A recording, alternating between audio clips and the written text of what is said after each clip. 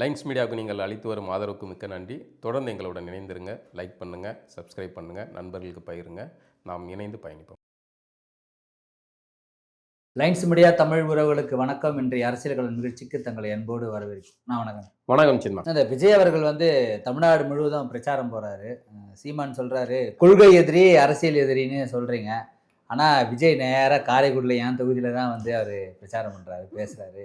இப்போ அவர் யாருக்கு தான் எதிரியாக இருக்காரு? இவ்வளோ தைரியங்கிற நீ சேப்பாக்கம் போய் பேச வேண்டியதானே அப்படின்னு சொல்கிறாரு. உண்மையாகவே இது கான்ட்ரஸ்டாக இருக்குது.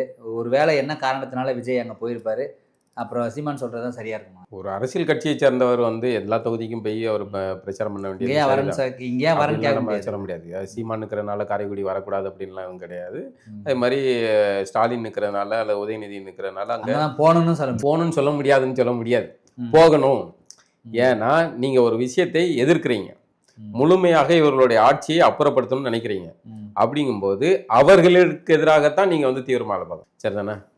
நீங்கள் யாரை எதிர்க்கிறீங்களோ அவர்களை தானே தீவிரமாக அரசியல் பண்ணணும். அப்போ அவர்கள் எங்கே போட்டிக்கிட்டாங்களோ அவங்கள தோக்கடிப்பேன் அப்படின்னு அவங்க கடத்துல நின்று நீங்கள் சண்டை செய்யணும். அதை விட்டுவிட்டு நீங்கள் சாதா நாட்கள்கிட்ட போய் மோதக்கூடாதுல்ல. இப்போ எடப்பாடி தொகுதியில் அங்கே எதிர் போட்டி ஆளே தூக்கிட்டாங்க அப்படிங்கிற மாதிரி அங்கே வேட்பாளரே இல்லை. இப்போ சந்தேகம் வருது இல்லை? அப்போ அதிமுக கூட நீங்கள் ஏதோ ஒரு வகையான டீலிங்கில் இருக்கீங்க. ஏன் அதுக்கு ஆதவா சொல்லியிருந்தாப்புல விட மாட்டேன் அப்படின்னு சொல்லியிருக்காரு அவர். இல்லை, அந்த ஆளை இது பண்ணிட்டாங்க, விலைக்கு வாங்கிட்டாங்க, அந்த மாதிரி ஏதோ ஒன்று சொல்லியிருக்காப்புல. சரி, மாற்று வேட்பாளர், அந்த மாற்று வேட்பாளரும் இல்லை. அப்படி அப்போ ஏதோ ஒன்று கோட்டை விட்டீங்க.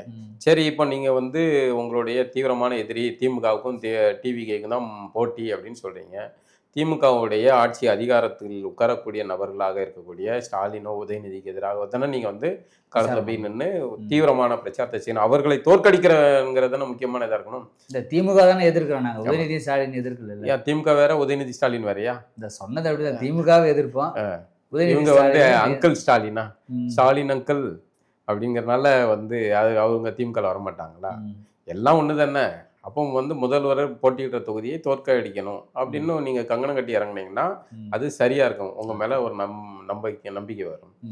சீமான் இதுக்கு வந்திருக்காரு அப்படின்னா அங்கே பேசலை அப்படிங்கிற, பேச முடியாத சூழல் அல்லது அதுக்கான வாய்ப்பு இல்லாத சூழல் அப்படிங்கிறது. யார் பேசினாலும் பேசலனாலும் சரி, சீமான் ஜெயிக்கணும்னா ஜெயிக்க தான் செய்யணும். அந்த தொகுதி மக்கள், காரைக்குடி தொகுதி மக்கள் இன்னைக்கு ஒரு மாற்றம் இதாகுது. மக்கள்கிட்ட எப்படியும் சீமானை வெற்றி பெற வைக்கணும் அப்படிங்கிறத, சீமானை சட்டமன்றத்துக்கு அனுப்பி வைக்கணுங்கிறதுல அந்த தொகுதி மக்கள்கிட்ட ஒரு ஆர்வம் இருக்கிற மாதிரியான தகவல்கள்லாம் வெளியே வருது. அது சீமான் அவர்களுக்கு சாதகமாக இருக்கும். இந்த சீமான் அவர்கள் பண்ணுற ஒவ்வொரு சட்டமன்ற தொகுதியிலும் பண்ணுற பிரச்சாரத்தில் ஏதாவது ஒரு சில விஷயங்கள் கவனத்தை இருக்கும். இப்போ நேற்று நடந்ததில் கூட ஒரு பாட்டிமா கட்டி பிடிச்சிருப்பாங்க, வேணாம் காசுலாம் வேணும் போது அவங்க இல்லை வச்சுக்கப்பான்னு சொல்லி கொடுப்போம். இது மாதிரி நிறைய சுவாரஸ்யங்கள் ஒவ்வொரு தொகுதியிலையும் நான் பேசும்போது பரப்புரையும் போது நடக்குது. இந்த மாதிரி நேற்று நடந்த திருச்சூரில் நடந்த ஒரு பிரச்சாரத்தில் ஒருத்தர் கீழே ஒரு பேப்பர் வச்சு காட்டுறாரு. பறையர்கள் எங்களையும் நீங்கள் பட்டியல் வெளியேற்றம் பண்ணணும் அப்படின்னு சொல்கிறாரு. இப்போ இது ஒரு பெரிய பேசுபடாரு. ஏன்னா முன்னாடி தேவேந்திர குல கேட்டிருந்தாங்க, இப்போ இவங்களும் கேட்க ஆரம்பிச்சிருக்காங்க. இதை எப்படி பார்க்கறது? அவரு அதற்கான ஒரு பதிலையும் சொல்றாரு. இது சரியான போக்கா இருக்குமா? இது ஒரு நீண்ட, ரொம்ப நுணுக்கமாக பேச வேண்டிய டாபிக். இருந்தாலும் நம்ம சுருக்கமாக இதை சொல்லுவோம். தனியாக நிறைய விஷயங்கள் பேசியிருக்கோம். தேவேந்தர்கள் சார்ந்த விஷயங்கள்ல பேசியிருக்கோம். இப்போ இந்த கோரிக்கையை பறையர்கள் தரப்புலையும் நான் அதை இன்னைக்கு நீங்கள் சீமானுடைய நிகழ்ச்சியில் அந்த இது காகிதத்தை பிடிச்சிட்டு போஸ்டரை பிடிச்சிட்டு நிற்கிறனால அது உரையாடலாம் மாறி இருக்கு. ஆனால் நிறைய இந்த இணைய பக்கங்களில் அந்த ஒவ்வொரு சமூகம் சார்ந்த உரையாடல்கள், அந்த பின்னூட்டம் போடுறது, இதெல்லாம் நான் கவனிச்சிட்டே இருப்பேன்.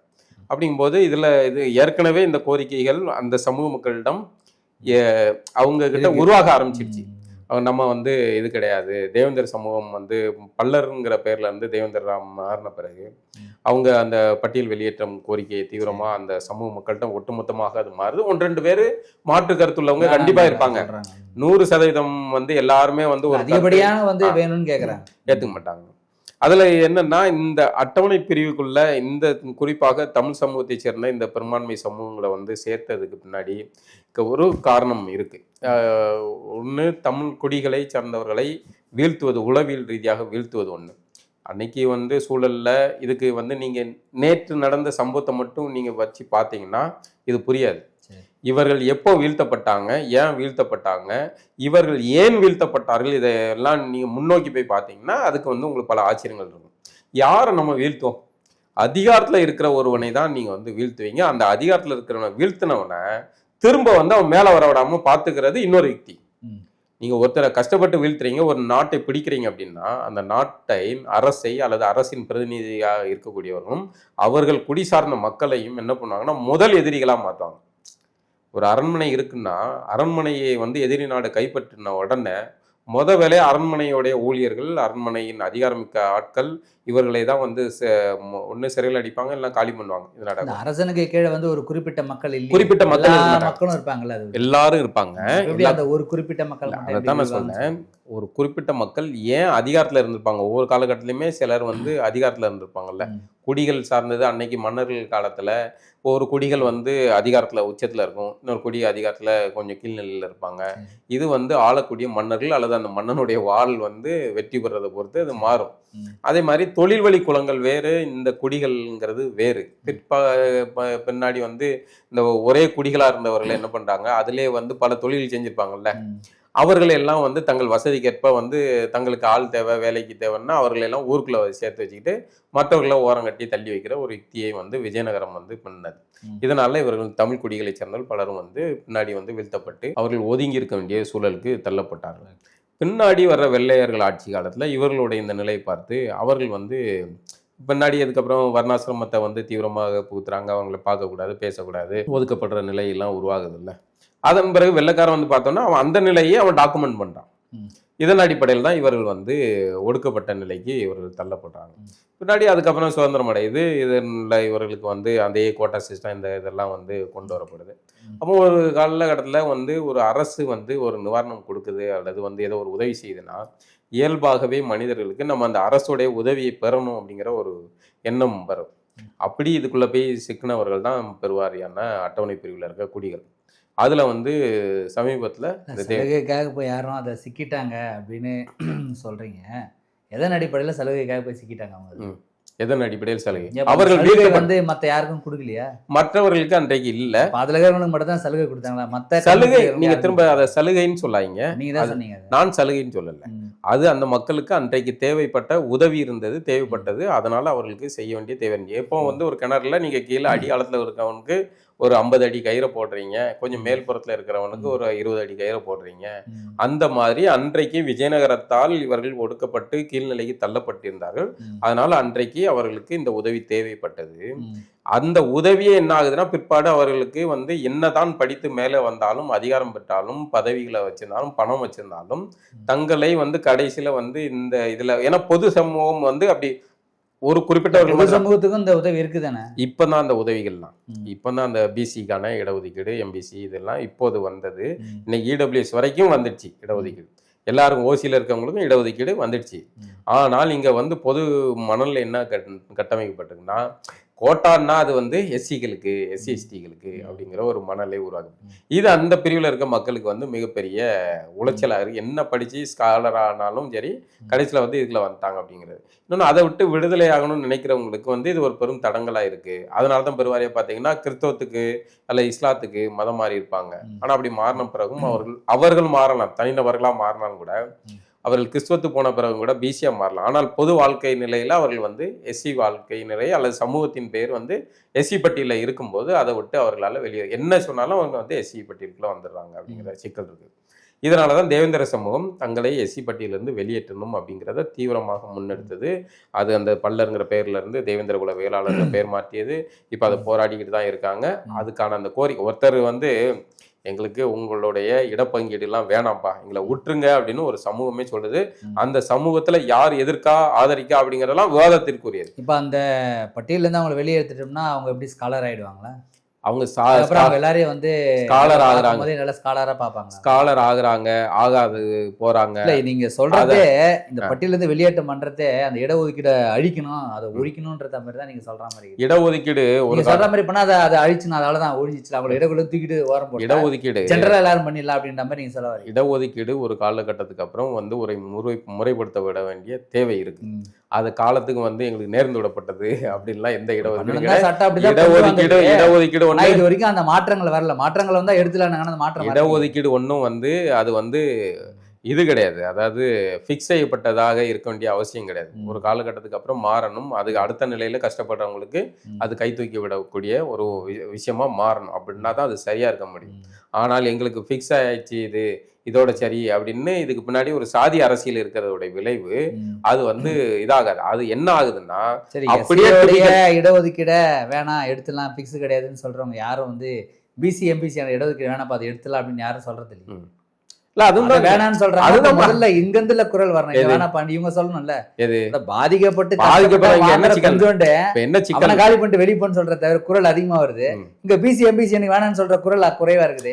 என்னன்னா யாரு தனக்கு இந்த இடஒதுக்கீடு வேணான்னு சொல்றாங்களோ அவர்களுடைய குரலை தான் நம்ம பேச வேண்டியது. அவங்கள வேணான்னு சொல்ல வைக்கிறது யாரு? அவங்கள வேணான்னு யார் சொல்ல வைக்கிறான்? இப்படி சொன்னா எல்லாரும் அவங்க வேணான்னு அவங்க தங்களுக்கு இந்த எஸ்சி பட்டியல இருக்க இப்ப அவங்க வந்து பேரு சரிங்க ஒரு தேவேந்தர்கள் வந்து அந்த பேரு இருக்கிறதுனால அவமானம் நீங்க சொல்ல வரீங்கல்ல.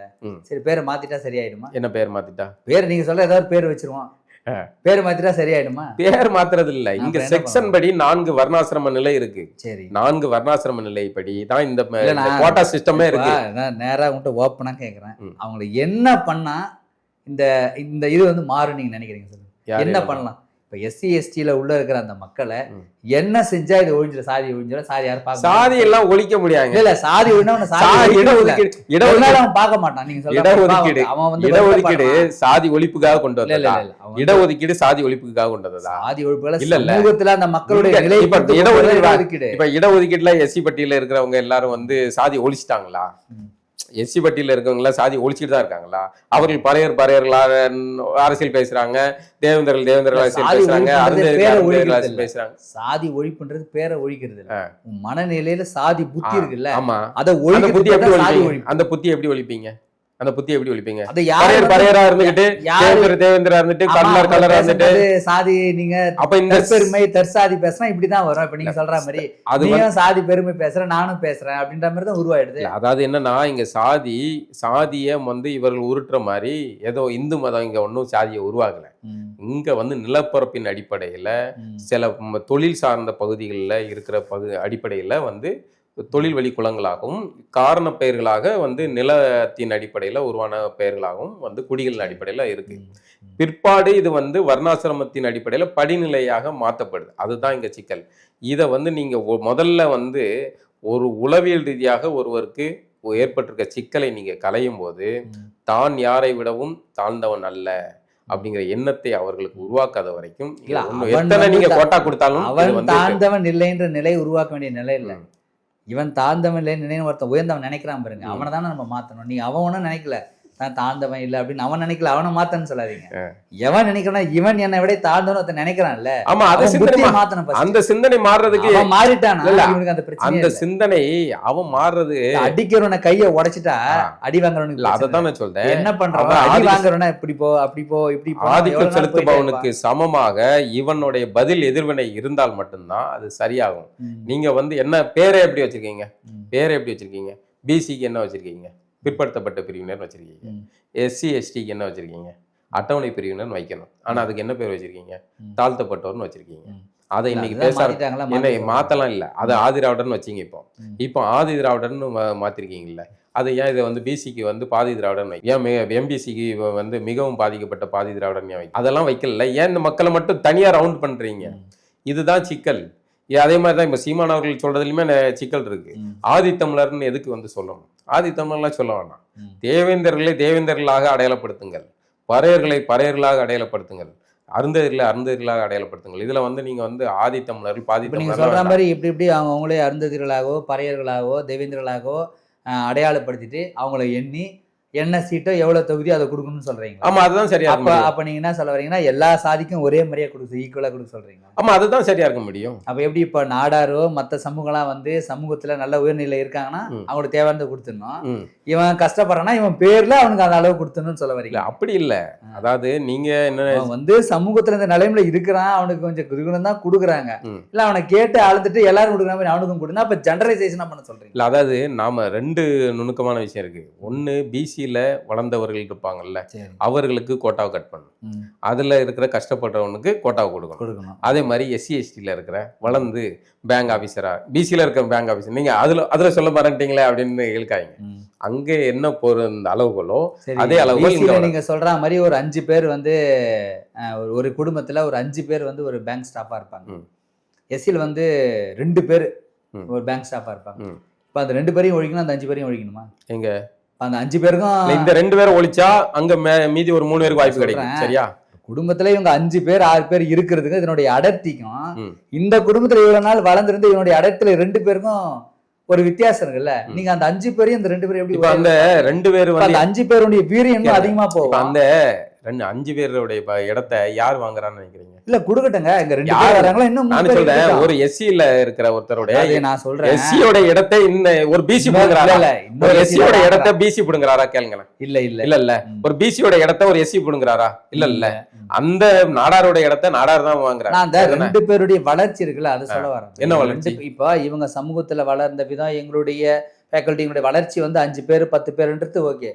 முதல் முறையாக கடந்து இப்பதான் 2 பேரே வந்திருக்காங்க. ஏன் அந்த தலைமுறைனா ஒரு 5 பேர் இருக்கட்டும், என்ன தப்பு? ஐயா சாமி, நாங்க வந்து என்ன சொல்றோம்னா, அந்த 2 பேர் வளர்ந்துட்டான்ல, அவனை ஓரம் கட்டி இன்னும் 30 பேர் இருக்கான்ல, அவனுக்கு கொடுன்னு சொல்றோம். நாங்க வந்து மொத்தத்தையும் புடுங்குன்னு சொல்லல. நீ வளர்ந்து வந்துட்டப்பா, நீ கொஞ்சம் இடத்த நகட்டு, அது உனக்கு கீழே இன்னும் வளர்றதுக்கு இருக்கான்ல, அவனுக்கு வாய்ப்பு. 2 பேருக்கும் அந்த 2 பேருக்கும் இன்னும் கொஞ்சம் கூடுதலா கொடுக்கும்போது அவன் வந்து உயர் பொறுப்பு வர்றதுக்கான வாய்ப்பு இருக்கு. எந்த 2 பேருக்கும்? படிப்பு வாங்கியிருக்கல, உயர் பொறுப்பு வர்றதுக்கான வாய்ப்பு. அடிப்படையில படிப்புக்கு கொடுக்கலாம், அவ்வளவுதான் செய்ய முடியும் இல்லையா? அதை கை தூக்கி விடலாம். படிச்சுட்டு நீங்க அதெல்லாம் மேற்கொண்டு போறது உங்களுடையது. இப்போ ஒரு நல்ல கோட்டாவை பயன்படுத்தி ஒரு அரசு ஊழியர் ஆயிட்டாரு, ஒரு நல்ல வாழ்க்கை வாழ்றாரு, அவர் வந்து திடீர்னு வந்து குடி பழக்கத்துல ஏதோ ஒரு போதை பழக்கத்துல சிக்கி விழுந்துட்டாருன்னா அதுக்கு காரணம் வந்து இந்த கோட்டா சிஸ்டம் சொல்ல முடியுமா?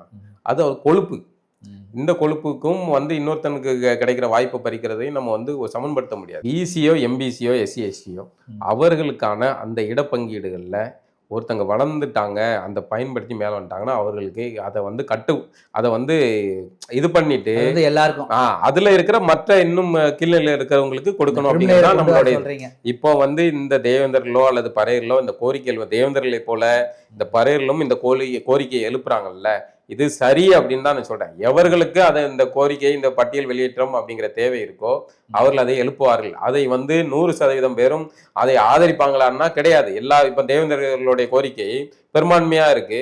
ஆனா அதுல ஒரு 10 பேர் வந்து இல்ல எங்களுக்கு வந்து எஸ்சி பட்டியல் வேணும், நீங்களாம் வந்து அனுபவிச்சிட்டீங்க, நாங்களாம் அனுபவிக்க வேண்டாமா, எங்களுக்கு வந்து இது வாய்ப்பு கிடைக்க வேண்டாமா, நீங்களாம் படிச்சுட்டா. இவங்களுக்கு மட்டும் நடக்குது. ஏன் இப்ப நான் ஒரு இது சந்தேகத்துக்காக கேட்கறேன். இப்ப இந்த பிரச்சனை நீங்க சொல்றத பட்டியல் வெளியேற்றம், ஏன் இந்த பிரச்சனை வந்து ஏன் அந்த குறிப்பிட்ட அந்த எஸ்சி எஸ்டி அதுல மட்டும் ஏன் நடக்குது, மற்ற பிசி எம்பிசில ஏன் அது நடக்குது? அதான் நடக்கல. ஏன் நடக்கலன்னா இங்க வந்து பொதுவா என்ன பண்ணிட்டாங்க, எஸ்சி எஸ்டியை மட்டுமே வந்து ஒரு கீழ்நிலையில் இருப்பதாக வந்து ஒரு தோற்றத்தை உருவாக்கி யார் ஏற்படுத்த அப்படி உருவாக்கிட்டாங்க. இங்க உள்ள சாதிய வர்ணாசிரம அடக்குமுறை தான் அது. ஊரு சாதி எல்லாருமே சேர்ந்தான், எல்லாத்தையும் சேர்த்தான் சொல்றேன்.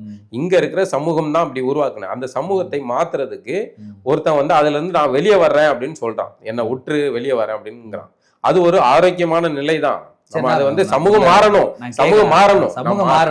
கேக்குறேன் நான் ஒரு இதுக்காக கேக்குறேன். அவங்களை வந்து நீங்க சொல்ற வெளியேற்றிடலாம்னு சொல்றீங்களா? இப்ப வெளியேற்றி அவங்களை எங்க வைக்கலாம் நீங்க சொல்லுங்க. வெளியேற்றி பிசிலயோ எம்பிசிலயோ தான் வைக்க முடியும். இல்லைன்னா 100% இடம் பேரை மாத்திடலாம். இப்ப வேற எங்கன்னா எடுப்பு அவங்க எல்லாருமே அப்படி எடுத்து இன்னொரு இடத்துல வைக்க போறேன்னு வச்சுக்கலாம். அப்ப நீங்க சொல்ற மாதிரி பார்த்தா அதுக்கு பருத்தி மூட்டை குடோனே இருக்கிற மாதிரியே அதை எல்லாரும் அப்படியே எடுத்துருவோம். எடுத்து எம்பிசி தாண்டி ஏன் வந்து தேவேந்தர் தங்களை எஸ்சி பட்டியல இருந்து வெளியேற்றுங்க, அது தங்களுக்கு வந்து இழுக்கா இருக்குன்னு அந்த பட்டியல் இழுக்கா இருக்கு. அதுதான் அவங்களுக்கு வந்து பிசில இருக்குது இழுக்கு கிடையாது, எம்பிசில இருக்குது இல்ல.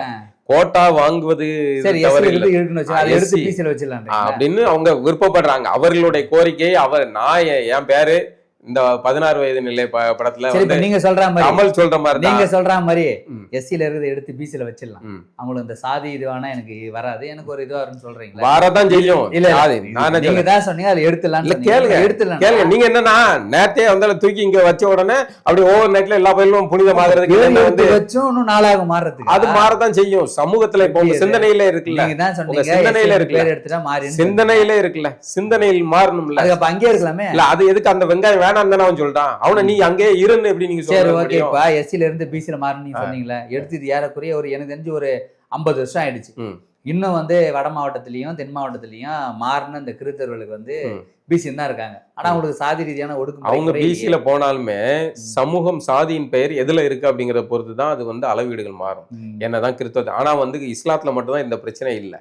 அவர்கள் இஸ்லாத்தை தழுவினால் இஸ்லாமியர்களா மாறிடுறாங்க. அவர்களுக்கு இஸ்லாமியர்கள் அடிப்படையில கோட்டா வந்துருது. ஆனால் கிறிஸ்தவத்துல மட்டும்தான் சாதியின் அடிப்படையில தான் கோட்டாவா இருக்கு. அது வந்து ஏன்னா கிறிஸ்தவர்கள் கோட்டா வேணாம்னு சொல்லிட்டாங்க. அதனால வந்து வந்த சிக்கல் இது. இல்லை என்றால் கிறிஸ்தவ பறையர்களோ அல்ல கிறிஸ்தவ தேவந்தியர்களோ மதம் மாறினா அவங்க பிசிக்கு வந்திருப்பாங்கல்ல, அவங்க கிறிஸ்தவர்களாக இடப்பங்கீடு பெற்றிருப்பாங்க. இப்ப என்ன சிக்கல்னா அவர்களால வந்து எஸ்சிலையும் இடம் வாங்க முடியல, பிசிலையும் வந்து அவர்களால வந்து வாங்க முடியல. அதாவது அங்க போட்டி வந்து பெரும்பான்மையா இருக்கு, ஜெனரலா அவங்க பொதுவான போட்டியா இருக்கு. அது ஒரு சிக்கல். அதை வந்து உருவாக்குனது கிறிஸ்தவ மதம். அவர்கள் இஸ்லாமிய மதம் வாங்கியது போல அவர்களும் தங்களுக்கான இடப்பங்கீடு கேட்டிருந்தால் அப்படியே மொத்தமாக கிறிஸ்தவத்தை மாறியவர்கள் பிசில இருக்கிற எம்பிசில இருக்கிற எல்லாரும் வந்து அதுல போயிட்டு இருப்பாங்க. ஆமா, அவளை அப்படியே ஆயிருப்பாங்க. மொத்தமா அவங்க வந்து கிறிஸ்தவத்தை மாறப்பா நாங்க பிசிப்பா எம்பிசிப்பா அப்படின்ட்டு அவங்க அப்படி போயிருப்பாங்க. இது அப்படி போகாது. இப்ப வந்து ஏன் வந்து பிசில இருக்க கிறிஸ்தவ நாடா இருக்கோ அல்லது பிசில இருக்கிற இந்து நாடா இருக்கோ எந்த பிரச்சனையும் இல்லைன்னா ரெண்டு ஒரே செக்ஷன்ல இருக்கு. அது பிரச்சனை இல்லை.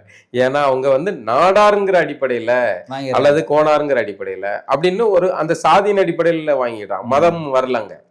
ஆனா இங்க இவர்களுக்கு மட்டும் இருக்கு. அதுல வந்து மாற்ற வேண்டியது, அது மாற்ற வேண்டிய தேவை இருக்கு. அது மாற்ற வேண்டிய தேவை. அவங்க வந்து சாதி இங்க மாத்து, இடஒதுக்கீடு கொடுக்கணும். இங்க மாத்து, இல்லன்னா நீ மத ரீதியான இடஒதுக்கீடு கொடுக்கணும் அப்படிங்கிற தேவை இருக்கு. அவங்க மத ரீதியா மாறி சாதி ரீதியான இடஒதுக்கீடு அவங்க அனுபவிக்கிறாங்க.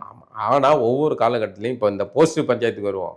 சீமான் வந்து யாரையும் வந்து பட்டியல் இதுல இருந்து இருக்கிறது வைக்கிறது அந்த சோழியே இருக்கக்கூடாது, பட்டியல் வெளியேற்றம்ங்கிற கோரிக்கை, இந்த கோரிக்கைய மேலோட்டமா பார்த்தா இது வந்து ஆமா இதுல இருந்து மாறிட்டா வேற மாத்தினா வந்து உன்னை நாளைக்கு கோபாலகிருஷ்ணன் ஏன் சொல்ல போறானா அப்படின்னு 16 வயது நிலை படத்துல வர்ற கமலுடைய இது மாதிரி தான் இருக்கு. ஆனால் முதல் முறையா பரட்டை வந்து முதல்ல அவங்க கமல் சொல்லும் போது என் பேர் கோபாலகிருஷ்ணன், ரஜினி வந்து கூப்பிடாப்புல, அதுக்கு பேர் மாற்றி விட்டுலாம். இல்லை நான் சொல்றேனே, அவன் வந்து ரஜினி வந்து காலங்காலமாக ரஜினி தான் குறியீடு, ஊர் குறியீடு.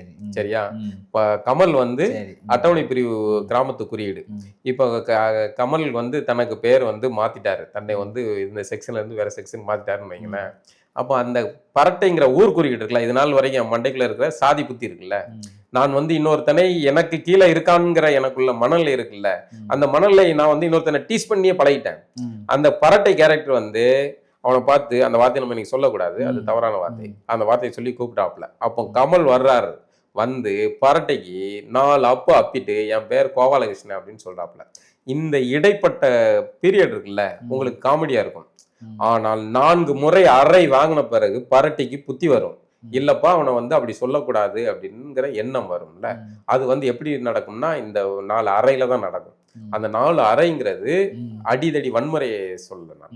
அது வந்து காலப்போக்கில் மாறும். 2 இடத்துல வந்து நீங்க வந்து இன்னைக்கே வந்து நான் கண் முன்னாடி அதை பார்க்கிறேன். இன்னைக்கே தேவேந்திர சமூகம் அந்த பேர் இன்னைக்கு பல்லருங்கிற பேரு நம்ம இப்போ உரையாடல் சொல்றோம். ஆனால் பேர் மாற்றிய பிறகு ஒருவங்களை வந்து அப்படி சொல்லக்கூடாது. அந்த பேர் வந்து இன்னைக்கு தேவேந்திரங்கிற பேரு புழக்கத்துக்கு வருது இல்ல. இந்த பல்லர்ன்ற பெயர்ல இருக்கிற இந்த சாதிய அடக்குமுறை வந்து நாளைக்கு தேவேந்திரர் பேர் மாத்திட்டா அது போயிடும் நினைக்கிறீங்களா? போகும். அது வந்து நீங்க உடனடியா நீங்க இப்போ தெரியல, உங்களுக்கு தெரியாதுச்சுன்னா உங்களுக்கு தெரியாது. இல்ல ஒருவேளை அந்த பேரை மாத்திட்டு பாருங்க, அவர் வந்து அந்த பேர் கூப்பிட்டா அந்த இது சாதி இதெல்லாம் இப்போ நான் கேட்கிறேன், பிசில எந்த சாதி முதல்ல இல்லையா? பிசில வெட்டி குத்து இல்லையா? ஆனா இந்த அளவுக்கு இல்ல. எந்த அளவுக்கு இல்ல, அந்த அளவுக்கு அவன் ஏன் இருக்குன்னா அதுக்கு காரணம் அந்த எஸ்சி பட்டியல இருக்கிறது தான். இன்னும் அவன் கீழே இருக்கான்ல, டிப்ரெஸ்டா இருக்கான்ல. அததான் அவன் தன்னை இல்ல, நான் வந்து இந்த விஷயத்துல உரையாடலா தான் சொல்றேன். அவர்கள் நான் வந்து எஸ்சி பட்டியல இருக்கிறத ஏதோ குறையா நான் சொல்லல. அந்த சமூகத்தின் குரலை வந்து இப்படி இந்த உரையாடலுக்காக பதிவு பண்றேன். இப்ப அவர்கள் வந்து தங்கள் எஸ்சி பட்டியல் இருப்பதால் தான் இந்த தாக்குதல் சம்பவம் நடக்குதுன்னு அந்த சமூகம் தங்களை கருதுது. எங்களை விடுங்கப்பா, சண்டையோ ஏதோ ஒண்ணு நாங்க பாத்துக்கிட்டோம் அப்படின்னு அவர்கள் இதை நோக்கி நகர்கிறார்கள். இப்போ உங்களுக்கு பார்த்தா உடனே பேரை மாத்தினா வந்து எல்லாம் நடந்துருமா அப்படிங்கிற கேள்வி வரும். ஆனால் எப்பவுமே ஒரு 30 ஆண்டுகளுக்கு ஒரு முறை ஒரு தலைமுறை, புது தலைமுறை வரும். அடிப்படையில அந்த புது தலைமுறை பழைய சிந்தனை ஓட்டம், ஆதிக்க மணலை அல்லது அடிமை மணலை கடந்து அது பயணிக்கும் போது ஒரு மாற்றம் வரும். அந்த அடிப்படையில இந்த பெயர் மாற்றமும் அவர்களுக்கு பங்களிப்பு நடக்கும் அப்படின்னு நம்பப்படுது. அது நல்லதையே நடப்போம், அதையே நடக்கட்டும் அப்படிங்கிறோம். ஏன் வந்து இன்னொருத்தங்க வந்து அதிலே இருக்கணும் அப்படிங்க. எஸ்சி பட்டியலே ஒரு கட்டத்துல முடிச்சு எல்லாத்தையுமே பிசியா மாத்திருங்கிறார். சரி, வளர்ச்சியை நோக்கி தானே போகணும் ஒருத்தங்க. இப்ப அதுக்காக நான் எஸ்சி பட்டியல் வந்து வீழ்ச்சின்னு சொல்லல, அந்த செக்ஷன்ல இருந்து மாத்திட்டு போவோம், அடுத்தது பிசில இருந்து வளர்ற சமூகங்களை தூக்கி மேல கொண்டு போவோம், அடுத்து ஓசி கொண்டு போவோம், ஒரு கட்டத்துல கோட்டா சிஸ்டத்தை முடிப்போம். கோட்டா பாலா ஒரு சங்கி வந்துட்டாங்கள பார்த்தீங்களா, கோட்டா சிஸ்டம் முடிக்கப்பட வேண்டும். அது கோட்டா வந்து ஆமா கோட்டா ஒரு கட்டத்துல வந்து அது அதோடைய தேவை வந்து பூர்த்தி ஆகும் போது அது ஓரங்கட்டப்படும். அதுக்கப்புறம் அது வந்து பொருளாதார ரீதியிலையோ அல்லது வந்து வேற ஏதோ ஒரு காரணியாக ஆதி ரீதியிலான இடஒதுக்கீடை ஒழித்துட்டு பொருளாதார ரீதியாக இடஒதுக்கீடு கொடுக்கணுன்றது பாலாவுடைய கொள்கை. அது ஒவ்வொரு செக்ஷன்லயும் முதல்ல அமல்படுத்தணும். அதாவது எஸ்சி எஸ்டில முதல்ல பொருளாதாரத்தை அமுல்படுத்தணும். பிசில வந்து அதாவது நான் சொல்றது வந்து அந்த பிசிக்குள்ள இருக்கிற சாதிகளுக்குள்ளே வந்து பொருளாதார ரீதியில கஷ்டப்படுறவங்களுக்கு முன்னுரிமை கொடுக்கணும். சமூக ரீதியா மாற்றம் தேவையில்லையா? சமூக முதல்ல இந்த மாற்றத்தை செய்வோம், அதுக்கப்புறம் பொருளாதார வளர்ச்சி அடைந்தா அதுக்கப்புறம் ஒரு கட்டத்துக்கு மேல எல்லாரும் யாரையும் இப்போ உதாரணத்துக்கு எடுத்துக்காங்களே, இன்னைக்கு வந்து பல அட்டவணை பிரிவினர் கிராமம் மிந்தி வந்து விவசாய கூலிகளா இருந்தார்கள். சரியா? அப்போ அந்த வயல் நிலத்தை சார்ந்து அந்த ஊர் நிலத்தை வச்சிருக்கவங்க, பெரும்பான்மையான நிலம் வச்சிருக்கவங்கள சார்ந்து, ஏன்னா அந்த வயல்ல தான் வேலை, அந்த வயல் சார்ந்துதான் நம்ம இருக்கும்போது அவனுடைய கோபத்துக்கு ஆளாகக்கூடாதுங்கிறதுனால சகிச்சுக்கிட்டு வச்சுக்கிட்டு போற நிலை இருந்தது. இன்னைக்கு அட்டவணை பிரிவு கிராமத்து இளைஞர்கள் நிறைய படிச்சு வேற வேலை நிலைக்கு போயிட்டாங்கல்ல. இப்போ அவன் வந்து இவன் சொல்றான், எனக்கு வந்து நேற்று வரைக்கும் கூப்பிட்டா இது பண்ணுவான் வருவான், இப்போ வரமாட்டேக்கான்னா ஏன்? பொருளாதாரம், கல்வியும் பொருளாதாரம் மேன்மையை கொடுக்குது. அப்போ எனக்கு நானே சம்பாதிக்கிறேன், நானே 5 ஏக்கர் நிலம் வாங்குறேன், நான் இதுக்கு ஆள் வச்சுக்கிட போறேன். இப்ப எனக்கு நிலத்துக்கு ஆள் இல்லை அப்படிங்கிற நிலைக்கு வந்துட்டு இப்ப நான் வடகிழக்குல இருந்து ஆளுகளை கூட்டு வந்து விவசாயம் பாக்குறேன். இந்த நிலை வருது இல்ல, எது உருவாக்குது? கல்வியும் பொருளாதாரம் உருவாக்குது. அதுக்கு இந்த இடப்பங்கீடு வந்து உறுதுணையாக இருக்கணும். அது வரைக்கும் சரி. ஆனா இடப்பங்கீடு ஒரு கட்டத்துல வந்து இந்த சாதிய கட்டமைப்பை பாதுகாக்கக்கூடிய அம்சமா அது மாறிக்கிட்டு இருக்கு. அதாவது சில நல்ல விஷயங்களை பண்ணும்போது பின்விளைவுகளும் வரும்ல, அந்த அடிப்படையில் இது ஒரு சிக்கலானது.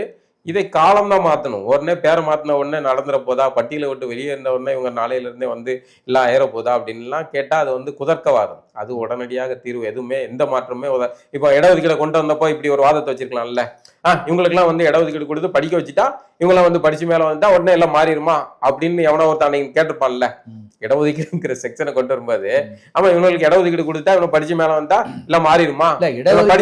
வந்தா இடஒதுக்கீடு அன்னைக்கு காலத்துல கொண்டு வந்தா அப்ப பிசி எம்பிசி மக்கள் வாழ்க்கைக்கு இடஒதுக்கீடு கொண்டு வரும்போது அதனுடைய தீர்க்கமான ஒரு முடிவே என்னன்னா, பிசி எம்பிசி மக்கள் ஜெனரல் செக்ஷனுங்கிற எல்லா மக்களுக்கு ஈக்குவலா இந்த மக்கள் வளர்ந்துட்டாங்கன்னா இதை ஒழிச்சலான்னாங்க. ஆனா இவங்களுடைய வளர்ச்சி 5% போது இவங்களுடைய வளர்ச்சி 10-15 ஆயிடுச்சு. அப்ப இது ரெண்டுமே ஈக்குவலைசேஷன் பண்ணவே முடியல. பண்ண முடியாதனால தான் இன்னைக்கு வரைக்கும் அந்த இடஒதுக்கீடு வந்து ரிப்பீட் பண்ணிட்டே இருக்காங்க. எவ்ரி 10 வருஷம் முறை அதை வந்து பண்ணிட்டே இருக்காங்க. இவங்களுடைய வளர்ச்சி குறைவா இருக்கு, வளர்ச்சி நான் கேட்டது நீங்க ஒரு குதர்க்கவாதம் கேட்டீங்கல்ல, இவர்களுக்கு பேரை மாத்திட்டா மாறிடுமா அப்படின்ட்டு. அன்னைக்கு இடஒதுக்கீடு பேர்னால இந்த பிரச்சனை இருக்குன்னு சொன்னீங்களா, அதனாலதான் நான் பேரை மாத்திட்டா சொல்றேன். நான் கேட்கிறேன், இடஒதுக்கீடு கொண்டு வந்துட்டா இவங்க எல்லாம் படிச்சிருவானாலா அப்படின்னு அன்னைக்கு நாளைக்கு குதர்க்கமா எவனோ ஒருத்தன் கேட்டுப்பான்ல, அன்னைக்கு கேட்டுப்பான்ல. ஆனா அது மாறிச்சு இல்ல. ஒரு 50 ஆண்டுகள்ல வந்து படித்து அவர்கள் தங்களுடைய பொருளாதார தன்னிறைவை அடைஞ்ச உடனே யாருக்கும் அடிமை கிடையாதுங்கிற நடக்கிறதுக்கே 75 வருஷம் ஆச்சு. இல்லங்க இன்னைக்கு வரைக்கும் அந்த மக்களுக்கு வந்து இன்னும் தனக்கான ஸ்கீம் என்ன இருக்குன்னே தெரியாம இருக்காங்க. தெரியுமா? அதை செய்ய வேண்டிய யார் செய்யணும்? அதை செய்யறதுக்கு அதை யார் இடஒதுக்கீடு ஒழிக்கணும்னு நினைக்கிறாங்களோ அவங்க செய்யணும். அதை இடஒதுக்கீடு அவனுக்கு தெரியும். இடஒதுக்கீடு இதெல்லாம் பயன்படுத்தி இடஒதுக்கீடு பயன்படுத்தணும்னு நினைக்கிறாங்கல்ல, அவங்கதான் செய்யணும். அவனுக்கு இடஒதுக்கீடு இருக்குன்னே தெரியல. ஐயா சாமி, இடஒதுக்கீடு பயன்படுத்தி அந்த சமூகத்துல இருந்து மேல வந்திருப்பான்ல, அவனுக்கு அறிவு வேணுமா இல்லையா? எப்பா இவ்வளவு ஸ்கீம் இருக்கு, சும்மா வந்து அடங்க மாதிரி அத்துமாரி எல்லாம் பேசிட்டு இருக்காத, இவ்வளவு இதையும் படிச்சுட்டு மேல வர்றது எவ்வளவு போஸ்டிங் இருக்கு, எவ்வளவு வேலை இருக்கு அப்படிங்கிறத ஒரு தன்னார்வலர் அமைப்பாக உருவாக்கி அக்கறை உள்ளவர்கள் அப்படிதான் செய்வாங்க. சும்மா கோஷம் போட்டுட்டு சண்டையை போட்டுட்டு 10 கேஸ் வாங்கிக்கா, ஒவ்வொருத்தன் மேலையும் 10 எஃப்ஐஆர் இருக்கணும்னு சொல்றது வந்து தலைவனுக்கான அழகு கிடையாது. மாறாக படிச்சு இதுல இருந்து மேல வா, இதை பயன்படுத்தி இவ்வளவு ஸ்கீம் இருக்கு, மத்திய அரசு பணி இவ்வளவு இருக்கு, மத்திய கல்வி நிறுவனங்கள் இவ்வளவு இருக்கு, மாநில கல்வி நிறுவனங்கள் இவ்வளவு வாய்ப்புகள் இருக்கு, இதெல்லாம் பயன்படுத்து, லோன்கள் இவ்வளவு அரசு வந்து உதவி கொடுக்குது, இதை பயன்படுத்துன்னு யாரு சொல்லணும்னா இதுக்கான ஒரு மூவ்மெண்ட்டை உருவாக்குனா அது நடக்கும். மாற அதையெல்லாம் செய்யாம வச்சுக்கிட்டு வந்து எங்களை வந்து உடலை வைக்கல அப்படின்னு பேசிக்கிட்டு தான் அது காலத்துக்கும் பேசு பொருளாக இருக்கும், ஒரு அரசியலுக்கு பயன்படும் வெளியே. மற்றபடி அதால ஒரு வெங்காயம் சாத்தியமும் நடக்காது. மீண்டும் ஒரு நிகழ்வு சந்திப்போம்னா. நன்றி.